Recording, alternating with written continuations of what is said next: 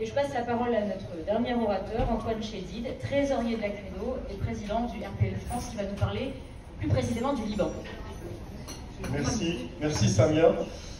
Bonsoir à tous, bonsoir Monsieur le maire. Merci Samia d'avoir organisé cette rencontre.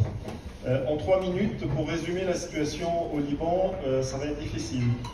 Mais on va essayer de ne pas remonter trop loin. La situation des chrétiens au Liban dépend de la situation de tous les Libanais. En fait, ça reflète la situation de tous les Libanais. Et le Liban qui actuellement traverse une période très difficile, faisant suite à la succession de plusieurs crises depuis plusieurs années. On ne va pas remonter à la guerre civile qui a poussé les chrétiens à quitter le pays, à quitter le Liban. Et ensuite, à la fin de la guerre, les accords de Taïf qui ont abrogé les prérogatives du président de la République, qui est chrétien et qui est le seul président chrétien dans toute la région et dans tout le Moyen-Orient.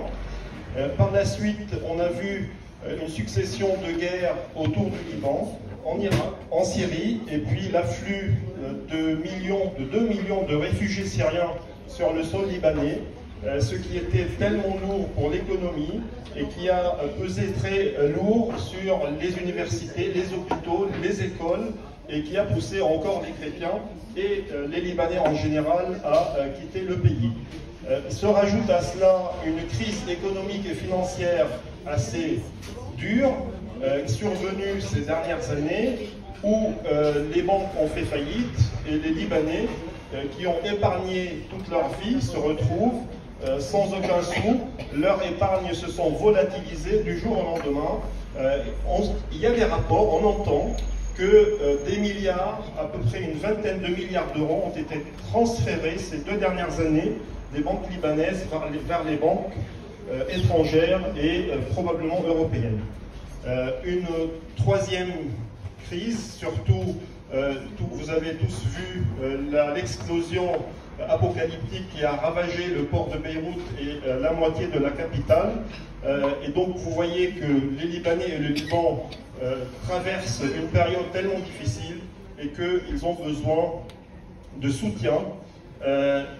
Quelques pays étrangers soutiennent des communautés au Liban, des communautés surtout non chrétiennes, et les chrétiens restent sans soutien. Donc ils ont besoin du soutien de la France, ils ont besoin qu'on pense à eux et qu'on essaye de régler les problèmes au Liban. Aider les réfugiés syriens à rentrer chez eux. On sait que les Nations Unies payent des aides à ces réfugiés quand ils sont au Liban, mais ils ne leur donnent rien s'ils rentrent en Syrie, et ça les pousse à rester sur le sol libanais au lieu de rentrer dans leur pays. Donc si la France peut faire quelque chose pour que l'aide revienne à ceux qui rentrent dans leur pays mais qui ne restent pas au Liban. Deuxièmement, trouver les responsables de cette faillite bancaire au Liban, de ce choc financier, pour essayer de rendre l'argent aux épargneurs, aux Libanais, pour essayer de trouver une solution et rendre l'argent qui a été transféré vers les banques libanaises. Et troisièmement, aider le Liban à reconstruire son port pour qu'il reste le pont entre le Moyen et l'Orient. Et donc, Monsieur Spinner, on compte sur vous pour œuvrer pour régler tous ces problèmes-là.